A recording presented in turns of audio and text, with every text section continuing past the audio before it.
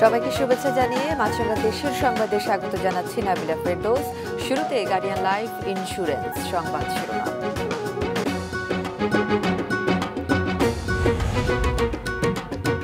গাজীপুরে 2 ট্রেনের সংঘর্ষের ঘটনায় জয়দেবপুর স্টেশন মাস্টার সহ 3 জন সাময়িক বরখাস্ত, 3টি তদন্ত কমিটি গঠন। সিলেট ও সুনামগঞ্জে নদ নদীর পানি বৃদ্ধি অব্যাহত, হাওরের ধান কাটা প্রায় শেষ, বৃষ্টি থাকলে হতে পারে আগাম বন্যা। এত বড় দুর্যোগেও ওই বাড়িগুলি দাঁড়িয়ে আছে কোন শক্তিতে? সেজন্য প্রয়োজন উচ্চ শক্তির নির্মাণ সামগ্রীর ব্যবহার, যেমন জিপিএইচ কোয়ান্টাম B600DR, বাংলাদেশের উচ্চ শক্তি সম্পন্ন একমাত্র রড। এবার বিস্তারিত। গাজীপুরের জয়দেবপুরে দাঁড়িয়ে থাকা তেলবাহী ট্রেন যাত্রীবাহী আরেকটি ট্রেনের ধাক্কায় চালক সহ 4 জন আহত হয়েছে। সংঘর্ষে 2 ট্রেনের ইঞ্জিন সহ 11টি বগি ক্ষতিগ্রস্ত ও লাইনচ্যুত হয়েছে। জয়দেবপুর স্টেশন মাস্টার সহ 3 জন সাময়িক বরখাস্ত করা হয়েছে। 3 ঘন্টা বন্ধ থাকার পর এক লাইনে ট্রেন চলাচল শুরু হয়েছে। উদ্ধার কাজ শুরু হয়েছে। গাজীপুর প্রতিনিধি ফারদিন ফেরদৌসের তথ্যচিত্রে ডেস্ক রিপোর্ট। গাজীপুরের জয়দেবপুর স্টেশনের আউটার সিগন্যালে দাঁড়িয়ে থাকা তেলবাহী ট্রেনকে যাত্রীবাহী আরেকটি ট্রেন ধাক্কা দেয়।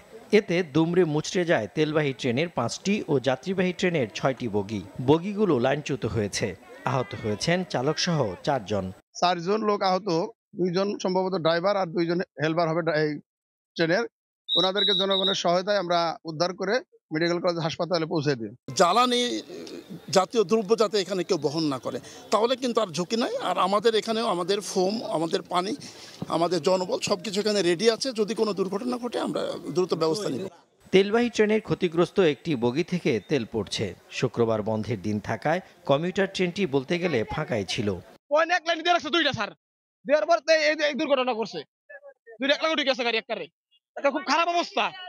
ভাগ্য ভালো যাত্রী আসছিল না। এদিকে ডাইরেক্ট ট্রেন আইছে, ডাইরেক্ট আইয়া যে সময় ড্রাইভারে দেখছে মানে মালগাড়ি খাড়ায় রইছে, মানে লাইনের ভিতরে মানে মালগাড়ি লাইনে 2 নম্বর লাইনে ঢুকে গেছে, পরে ড্রাইভারে খাড়াইয়া গেছে। ট্রেনটা এটা লিগেলে ছিল, কিন্তু যেটা টাঙ্গাইল কমিউটার ট্রেনটি ছিল ওটি হয়তো বা লাইনম্যানের বা যে কোনো একটা গাফিলতির কারণে ওই ট্রেনটা ওই দিক দিয়ে ঢুকে গেছে।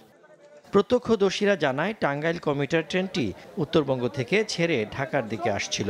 স্থানীয়দের দাবি ভুল সিগন্যালের কারণে ঘটেছে দুর্ঘটনা। এই অ্যাক্সিডেন্টটা আসলে একটি লাইনে ইতিমধ্যে যে রেল লাইন ছিল, যে মালগাড়িটি ছিল, আর টাঙ্গাইল কমিউটারটি একইভাবে ওখানে প্রবেশ করে।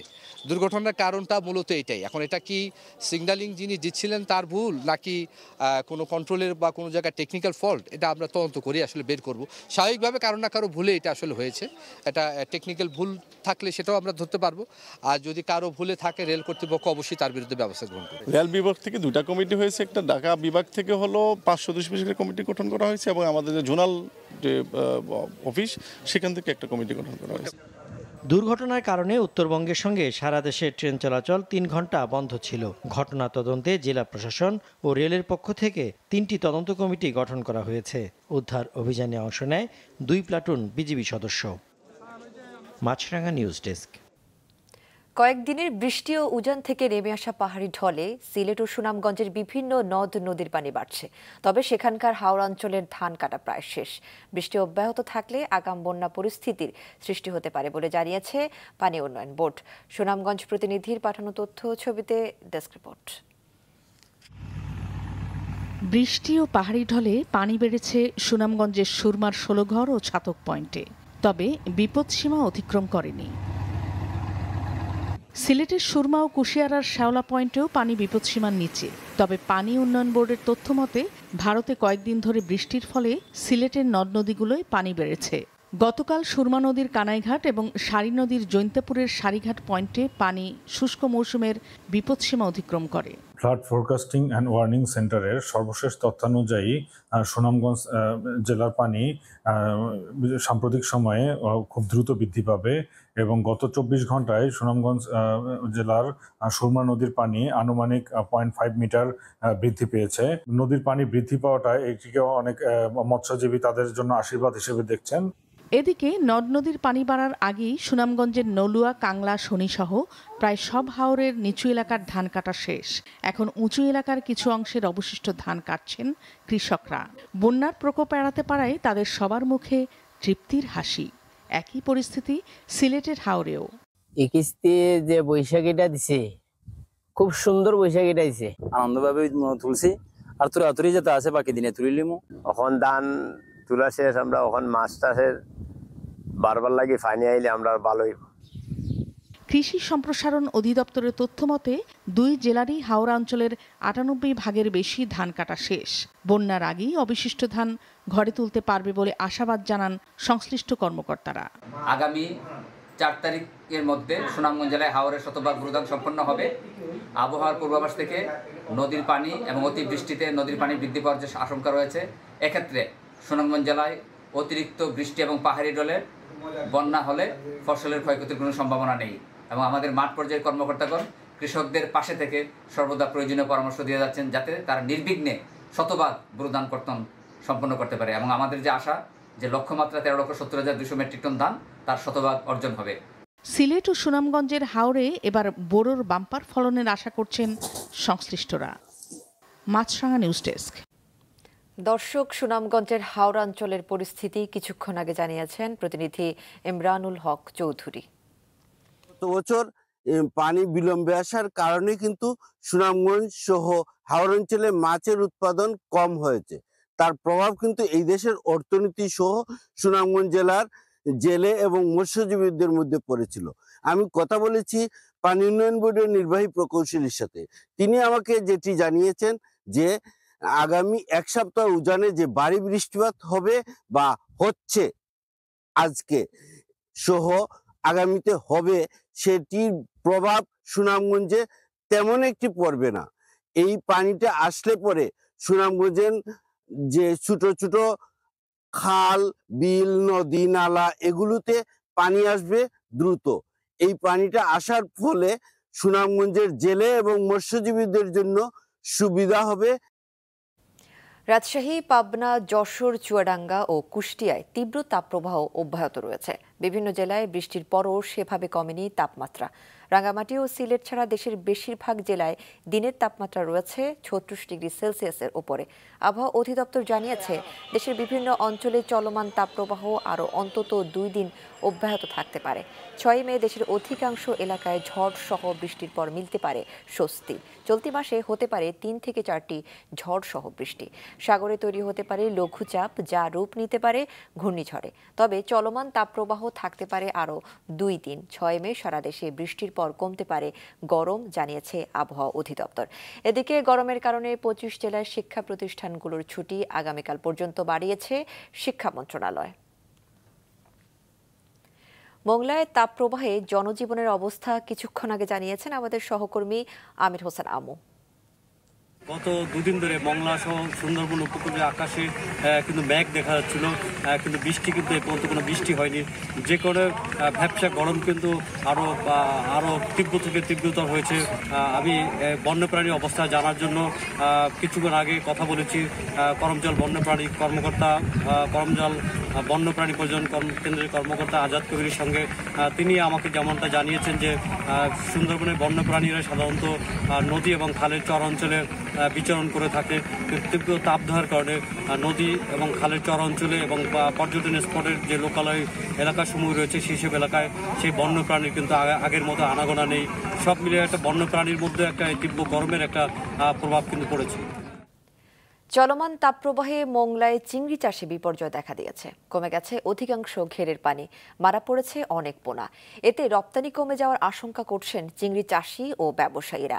মোংলা প্রতিনিধি আমির হোসেন আমুর পাঠানো তথ্য, ছবিতে ডেস্ক রিপোর্ট। সুন্দরবন উপকূলীয় উপজেলা মোংলা, সেখানকার জনগোষ্ঠীর জীবিকার অন্যতম প্রধান উৎস চিংড়ি ঘের ও মৎস্য চাষ। প্রতি বছর ডিসেম্বর থেকে জুলাই পর্যন্ত বাগদা এবং অক্টোবর পর্যন্ত গলদা চাষের মৌসুম। প্রথম দফায় আহরণ করা হয় মার্চ এপ্রিলে। এবার অনাবৃষ্টি, খরা ও তাপদাহে শুকিয়ে যায় বেশিরভাগ ঘের। পানি ও মাটিতে বাড়তে শুরু করে লবণাক্ততা। এতে ব্যাহত হয় চিংড়ির উৎপাদন। এক এক ঘেরে এক এক ধরনের সমস্যা। যে ঘেরে পানি কম সে ঘেরে যে সারাদিন যদি চারো পেতে রাখে তাহলে তো অবশ্যই গরমের কারণে মাছ বাঁচার চেষ্টা করলে উপরে লাভ দিয়ে দিয়ে যেগুলো আসবে আদা মরা ওইখান থেকে। প্রচন্ড তাপদাহে একদম অবস্থা ভালো না। পানিতে পিএইচ এর পরিমাণ বেড়ে গেছে, তারপর পানিতে প্রচুর পরিমাণে হিট হয়ে যাচ্ছে, বাগদা চিংড়িগুলো থাকতে পারতেছে না। অতিরিক্ত যখন পানিটা গরম হয়ে যায় অক্সিজেনের লেভেল অনেক কমে যায়, কমে যাওয়ার কারণে অনেক ক্ষেত্রে অনেক গেলে দেখা যায় যে মাছটা ভাসে যাচ্ছে। অনেক সময় মাছ সুস্থ আছে, মাছে ভাইরাস না, কিন্তু অক্সিজেন ফিল করে মাছটা মারা যাচ্ছে। প্রচণ্ড গরম, এই গরমে পানিটা গরম হয়ে এই মাছটা মারা যাচ্ছে। চলতি মৌসুমে ৬,০০০ টন চিংড়ি উৎপাদনের লক্ষ্য নির্ধারণ করেছে মৎস্য অধিদপ্তর। ঘেরগুলোতে পানি বৃদ্ধি ও দ্রুত মাছ আহরণে চাষিদের পরামর্শ দিয়েছে মৎস্য অধিদপ্তর। যে সমস্ত ঘেরগুলোতে পানি কম, 1 ফিট 1.5 ফিট বা 2 ফিট আছে, এই ঘেরগুলোতে বেশি ইফেক্ট করবে। এবং এই ক্ষেত্রে আমরা যেটা চাষিদের পরামর্শ দিচ্ছি সেটা হচ্ছে যে কোনোভাবে পানিটা বৃদ্ধি করা, এবং যে সমস্ত ঘেরে পানি বৃদ্ধি করা সম্ভব নয় সে সমস্ত ঘেরে মাছগুলো আহরণ শুরু করে দেওয়া। তা না হলে এই যে তাপদাহের যে প্রভাবটা পড়তেছে এটা ব্যাপক মহামারী আকারে ধারণ করতে পারে। উপজেলা মৎস্য অধিদপ্তরের হিসাবে মোংলায় 10,000 হেক্টর জমিতে চিংড়ি চাষ হয়ে থাকে। বর্তমানে ছোট বড় মিলিয়ে ঘের রয়েছে 5,561টি। উৎপাদিত চিংড়ির 70% বিদেশে রপ্তানি হয় মোংলা থেকে। মাছরাঙা নিউজ ডেস্ক। আসন্ন উপজেলা পরিষদ নির্বাচনে প্রার্থীদের একে অপরের প্রতি সহনশীল হয়ে কাজ করার আহ্বান জানান নির্বাচন কমিশনার রাশেদা সুলতানা। দুপুরে সিরাজগঞ্জে শহীদ এম মনসুর আলী অডিটোরিয়ামে মত বিনিময়কালে উপজেলা পরিষদ নির্বাচনে প্রার্থীদের নানা অভিযোগের ভিত্তিতে এমন আহ্বান জানান নির্বাচন কমিশনার রাশেদা সুলতানা। রাজশাহী বিভাগীয় কমিশনার হুমায়ুন কবিরের সভাপতিত্বে মত বিনিময় সভায় বিভাগীয় নির্বাচন কর্মকর্তা, জেলা প্রশাসন, বিভিন্ন আইন শৃঙ্খলা রক্ষাকারী বাহিনীর কর্মকর্তারাও উপস্থিত ছিলেন। নির্বাচন ভালো করার জন্য যত রকমের আয়োজন, যত রকমের প্রচেষ্টা, যত রকমের ব্যবস্থা নিতে আমরা সব নিয়েছি। ব্যত্যয় ঘটালে তার আইনি কঠোর পদক্ষেপ নেওয়া হবে। কাউকে আমরা ব্যত্যয় ঘটালে কাউকে ছাড় দেবো না, সে যেই হোক না কেন। অভিযোগ করতেছে, অভিযোগ দেবে, আমরা অভিযোগ খতায় দেখব, প্রমাণ তথ্য প্রমাণ নেব, তদন্ত করব, সত্য হলে তার জন্য ব্যবস্থা যেটা আছে আইনে সেটাই নিয়ে নেব। উপজেলা নির্বাচন সামনে রেখে বান্দরবানেও প্রতিদ্বন্দ্বী প্রার্থীদের নিয়ে অনুষ্ঠিত হয়েছে আচরণবিধি ও আইন শৃঙ্খলা বিষয়ক মতবিনিময় সভা। গতকাল বিকালে বান্দরবান জেলা প্রশাসক কার্যালয়ের হলরুমে সভায় প্রধান অতিথি ছিলেন জেলা প্রশাসক শাহ মুজাহিদ উদ্দিন। চাঁপাইনবাবগঞ্জের গোমস্তাপুর প্রিজাইডিং সহকারী প্রিজাইডিং কর্মকর্তা ও পোলিং এজেন্টদের নিয়ে অনুষ্ঠিত হয়েছে প্রশিক্ষণ কর্মশালা। এদিকে যশোরের মনিরামপুরে পিস ফ্যাসিলিটেটর পিএফজি প্রার্থীদের নিয়ে জনগণের মুখোমুখি অনুষ্ঠান আয়োজন করেছে। হবিগঞ্জের মাধবপুরে ট্রাকের সাথে মুখোমুখি সংঘর্ষে নিহত প্রাইভেট কার আরোহী একই পরিবারের 4 জনের মরদেহ পটুয়াখালীর গলাচিপায় পারিবারিক কবরস্থানে দাফন করা হয়েছে। সকালে নিহতদের মরদেহ গলাচিপার বোয়ালিয়া গ্রামে নিয়ে যাওয়া হলে স্বজনদের আহাজারিতে হৃদয় বিদারক দৃশ্য তৈরি হয়। জানাজার পরে পারিবারিক কবরস্থানে মরদেহগুলো দাফন করা হয়। এ সময় প্রশাসনের বিভিন্ন স্তরের কর্মকর্তারা ছাড়াও জেলার গণ্যমান্য ব্যক্তিরা উপস্থিত ছিলেন। এদিকে এই দুর্ঘটনাকে হত্যাকাণ্ড উল্লেখ করে এই ঘটনার সাথে জড়িত ট্রাক চালকের বিচার দাবি করেছেন স্বজনরা। কুমিল্লায় বজ্রপাতে 4 জনের মৃত্যু হয়েছে। গতকাল বিকেলে মাঠে কাজ করতে গিয়ে বজ্রপাতে মারা যান চান্দিনা উপজেলার বরক ইট ইউনিয়নের কিসমত, শ্রীমন্তপুর গ্রামের দৌলতুর রহমান, বুড়িচং উপজেলার রাজাপুর ইউনিয়নের পাচরা কৃষক আলম হোসেন, দেবিদার উপজেলার ধামতি গ্রামের মুখলেসুর রহমান এবং সদর দক্ষিণ উপজেলার গলিয়ার ইউনিয়নের উত্তর সূর্যনগর গ্রামের আতিকুল ইসলাম। সংশ্লিষ্ট থানার ভারপ্রাপ্ত কর্মকর্তারা এসব তথ্য নিশ্চিত করেছেন। টাকা নয়, বইয়ের বিনিময়ে মিলছে বই। পুরনো বই বিনিময়ের এমন আসর বসেছে বন্দরনগরী চট্টগ্রামে, যেখানে মিলছে বিষয়ভিত্তিক 11 ক্যাটাগরির বই। দিনব্যাপী এই উৎসবে সাড়া ফেলেছে বইপ্রেমীদের মাঝে। আব্দুল্লাহ রাকিবের রিপোর্ট, ক্যামেরায় ছিলেন সঞ্জীব দে। ফুটপাতে স্টলে স্টলে সাজানো বই, মিলছে গল্প উপন্যাস থেকে শুরু করে 11 বিষয় ভিত্তিক পুরনো বই। পছন্দের বইটি বেছে নিয়ে বিনিময়ে নিজের পুরনো বইটি রেখে যাচ্ছেন পাঠকরা। বই বিনিময়ের এই সুযোগ মিলছে নগরীর জামালখানে বই বিনিময় উৎসবে। ব্যতিক্রমী এই উৎসব সাড়া ফেলেছে, আসছে শিশু কিশোররাও। বই বিনিময় উৎসবে এসে আমি অনেক পুরনো বই পাচ্ছি, যেগুলো হয়তো আমি খুঁজছিলাম, পাচ্ছিলাম না, তো আমার খুব ভালো লাগছে। এটা আমি সেকেন্ড হ্যান্ড বইয়ের দোকানে হয়তো পাইতাম, কিন্তু আমার যে বইটা আমি তো অলরেডি পড়ে ফেলছি পুরাতন, ওটার বদলে এটা পেয়ে গেলাম, তো এটা ভালো হইলো আমার জন্য। আর বইয়ের যে দাম বেড়েছে ওই দামে আমরা কিন্তু বই নেওয়ার কোনো সাধ্য নাই, তাই আমরা পুরনো বই দিয়ে আবার নতুনও বই পাচ্ছি। আমার পুরাতন বইগুলো আমি দিয়েছি এবং আমার ভালো লাগতেছে, ওই টাইপের বইগুলো আমি নিতে পারতেছি, এখন বাসায় পড়া হবে, এরকম উদ্যোগ যাতে প্রতি বছর চলতে পারে। বই নয় জ্ঞানের বিনিময়, এই স্লোগানে পঞ্চমবারের এই আয়োজক ফিল্ড ক্যামেরা স্টোরিজ নামে একটি স্বেচ্ছাসেবী সংগঠন। সকালে আয়োজনের উদ্বোধন করেন 2100 পদকপ্রাপ্ত দৈনিক আজাদী সম্পাদক এম এ মালিক। জানান এমন আয়োজন পাঠক তৈরিতে রাখবে সহায়ক ভূমিকা। আমাদেরকে বই পড়তে হবে, জানতে হবে, এবং আমাদের চাইতে যারা কম সৌভাগ্যবান তাদেরকে বই পড়ার চান্স করে দিতে হবে। সেই জন্য আমার মনে হয় এই যে আজকে যে বই বিনিময় এর যে কথাটা এখানে চালু হয়েছে, সেটা আমার মনে হয় খুবই একটা উদ্যোগপূর্ণ আয়োজন। এদিকে এমন আয়োজনের প্রশংসা করেন সন্তানদের নিয়ে উৎসবে আসা অভিভাবকরা। যত বেশি আমাদের সন্তানদেরকে বইমুখী করতে পারবো, তত বেশি অনেক অবক্ষয়, অনেক বেশি সমাজের যে দৈন্যতা, এখান থেকে আমরা বের হয়ে আসতে পারবো। তরুণ সমাজ বইমুখী হবে, তারা বইয়ের মাঝে নিজের প্রাণ খুঁজে পাবে। স্ক্রিনের জন্য একটি নির্দিষ্ট টাইমকে তারা বেছে নেবে, তাতে করে এই যে বই পড়ার ক্ষমতা বা ধৈর্য হারানোর অবস্থাটা তাদের তৈরি হবে না। সকাল থেকে শুরু হওয়া এই আয়োজন চলবে সন্ধ্যা 7টা পর্যন্ত। এবার প্রায় 25,000 বই বিনিময় হবে বলে আশা আয়োজকদের। আর বই না কিনেও যাতে সে নতুন বই পড়তে পারে, এই যে নতুন বই পড়ার জন্য একটা ফ্রি অ্যাক্সেস তাকে করে দেওয়া, একটা নতুন সুবিধা করে দেওয়া, সেটাই আমাদের বই বিনিময় উৎসবের মূল উদ্দেশ্য। আগামীতে সব বিভাগীয় শহরে বই বিনিময় উৎসব ছড়িয়ে দিতে চান আয়োজকরা। আব্দুল্লাহ রাকিব, মাছরাঙ্গা সংবাদ, চট্টগ্রাম। দিনাজপুরের ঘোড়াঘাটের ডুগডুগি খাদ্যগুদাম কর্মকর্তা আনোয়ারা বেগম খাদ্যগুদাম সিলগালা করে উধাও হয়েছেন। তিনি চাল আত্মসাৎ করে উধাও হয়েছেন বলে অভিযোগ উঠেছে। এ বিষয়ে সন্দেহ হলে উপজেলা খাদ্য নিয়ন্ত্রক ইউনুস আলী গত 1 মে থানায় সাধারণ ডায়েরি করেন। তাতে উল্লেখ করা হয়, আনোয়ারা বেগম ডুগডুগি খাদ্যগুদাম কর্মকর্তা থাকার সময়ে গত 25 এপ্রিল হতে কোনো প্রকার ছুটি না নিয়ে অনুপস্থিত রয়েছেন। বারবার নোটিশ করা হলেও তিনি অফিসে আসছেন না। বিষয়টি উপজেলা নির্বাহী কর্মকর্তাকে জানানো হলে তার বাড়িতে গিয়েও খোঁজ পাওয়া যায়নি। এই ঘটনায় জেলা খাদ্য নিয়ন্ত্রকের নির্দেশে 5 সদস্যের তদন্ত কমিটি গঠন করা হয়েছে। সপ্তাহের ব্যবধানে হিলিতে পেঁয়াজের দাম বেড়েছে কেজিতে 10 থেকে 20 টাকা পর্যন্ত। এক সপ্তাহ আগে প্রকারভেদে প্রতি কেজি পেঁয়াজ বিক্রি হতো 50 থেকে 60 টাকা দরে, আর বর্তমানে বিক্রি হচ্ছে 60 থেকে 70 টাকা দরে। হিলি বাজারের পেঁয়াজ বিক্রেতারা বলেন, বেশ কিছুদিন ধরে ভারত থেকে পেঁয়াজ আমদানি বন্ধ রয়েছে, ফলে দেশীয় পেঁয়াজ দিয়ে বাজারে ক্রেতাদের চাহিদা মেটানো হচ্ছে। মাঝে ভারত থেকে পেঁয়াজ আমদানি হওয়ায় সরবরাহ কিছুটা বাড়ে, তখন দাম কমতির দিকেই ছিল। মোবাইল ফোন ও মোটরসাইকেল নিয়ে ব্রাহ্মণবাড়িয়া সরকারি কলেজে প্রবেশের নিষেধাজ্ঞা জারি করেছে কলেজ কর্তৃপক্ষ। গতকাল কলেজের অধ্যক্ষ প্রফেসর আবু জাফর মোহাম্মদ আরিফ হোসেন স্বাক্ষরিত এক নোটিশে এই নিষেধাজ্ঞা জারি করা হয়।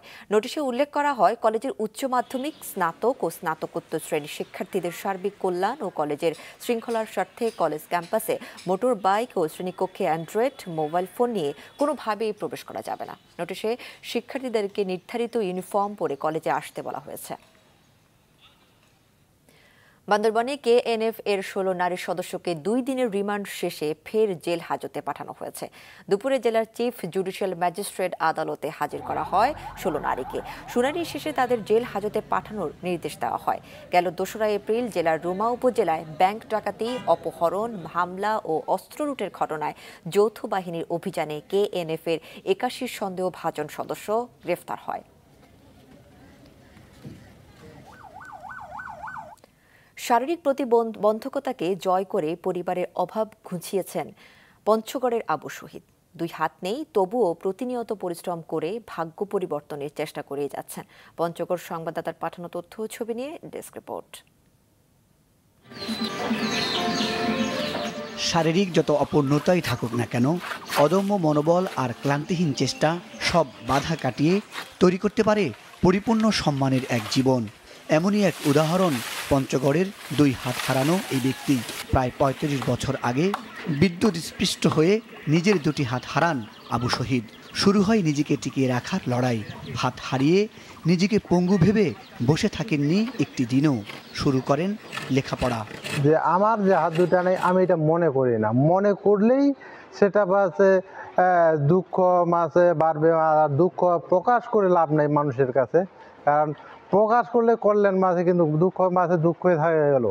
বালক থেকে তরুণ হতে থাকেন জীবন যুদ্ধের নতুন এক অধ্যায়। কর্মজীবনের দুর্গম পথে যাত্রা শুরু হয় তার। স্বাভাবিক কৃষিকাজের পাশাপাশি বেছে নেন বিলুপ্ত প্রায় ব্যতিক্রমী সব পশু লালন পালন। এর মধ্য দিয়ে স্বাবলম্বী হবার চেষ্টায় বিফল হননি তিনি। মনের অসীম শক্তি দিয়ে জয় করে নেন নিজের শারীরিক অপূর্ণতার বাধা। আমার ঘাস দিলাম, আগে কষ্ট হয়েছিল, এখন কষ্ট হচ্ছে না, এখন অভ্যাস হয়ে গেছে। শহীদ শুধু শ্রম আর অধ্যবসায়ের সংগ্রাম দিয়ে নিজেকে অর্থনৈতিকভাবে স্বাবলম্বী করে তোলেননি, তার রয়েছে সৃষ্টিশীল একটি মনও। খেলাধুলা থেকে শুরু করে ছবি আঁকার মতো কাজও করেন মনের আনন্দে।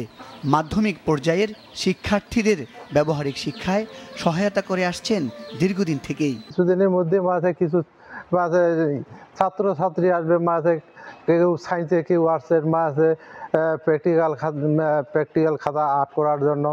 একজন আদর্শ খামারি, কৃষিজীবী ও সৃজনশীল নানা কাজে নৈপুণ্যে ভরপুর শহীদ মানসিকতা দিয়ে নিজের পরিবারের জন্য পরিণত হয়েছেন আদর্শ স্বামী, অনুকরণীয় এক পিতা হিসেবে। এলাকাবাসীর জন্য শহীদ এক প্রেরণার বাতিঘর। আমাদের তো হাত আছে, ও যেটা পারে আমরা কিন্তু হাত দিয়ে ওই কাজগুলো করতে পারি না। মানুষ দেখেন যে সুস্থ মানুষ ভিক্ষা করে, চুরি ডাকাতি করে, মানুষের উপর নির্ভর হয়, কিন্তু সে কারো উপর নির্ভর না হয়ে সে এইভাবে সংসার করতেছে। এত কিছু করেও তৃপ্ত নন স্বপ্নবান শহীদ। পৃষ্ঠপোষকতা পেলে নিজের পশুপালন সম্পর্কিত অভিজ্ঞতা দিয়ে আরও বড় কিছু করার কথা ভাবেন তিনি। স্থানীয় প্রশাসনও অবশ্য তাকে সহায়তা করতে এগিয়ে আসার কথা জানাচ্ছে। নিজেও আগ্রহ প্রকাশ করছি, হয়তো আমি তার কাছে যাব, যদি দেখার সুযোগ হয়, তার যদি কোনো প্রয়োজন থাকে, বিশেষ করে আমাদের বিভিন্ন ডিপার্টমেন্ট আছে, তো তার জন্য যেটা প্রযোজ্য, যদি সুযোগ থাকে আমি তার জন্য সেটা করব। 2 হাত হারানো আবু শহীদ নিজের অসামান্য ইচ্ছাশক্তির জোরে প্রমাণ করেছেন জীবন সংগ্রামে জয়ী হতে শারীরিক প্রতিবন্ধকতা কোনো বাধা হতে পারে না। মুজাহিদ সাকিফ, মাছরাঙ্গা নিউজ ডেস্ক। মাছরাঙ্গা দেশের সংবাদ শেষ করার আগে গার্ডিয়ান লাইফ ইন্স্যুরেন্স সংবাদ শিরোনামগুলো আরও একবার।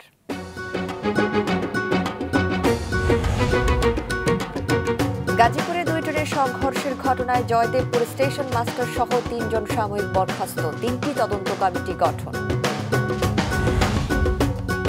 সিলেট ও সুনামগঞ্জে নদ নদীর পানি বৃদ্ধি অব্যাহত, হাওরে ধান কাটা প্রায় শেষ, বৃষ্টি থাকলে হতে পারে আগাম বন্যা। তাপপ্রবাহে মোংলায় চিংড়ি চাষে বিপর্যয়, ঘেরের পানি কমে যারা মারা পড়েছে অনেক পোনা, রপ্তানি কমে যাওয়ার আশঙ্কা চাষি ও ব্যবসায়ীদের। এই ছিল এখনকার মতো। ফেসবুকে আপডেট পেতে ভিজিট করুন মাছরাঙ্গা টেলিভিশনের পেজে। ইউটিউব চ্যানেলেও দেখতে পারেন আমাদের সংবাদ প্রতিবেদন ও অনুষ্ঠান। আমাদের পরবর্তী সংবাদ সন্ধ্যা 7টায় দেখার আমন্ত্রণ রইল।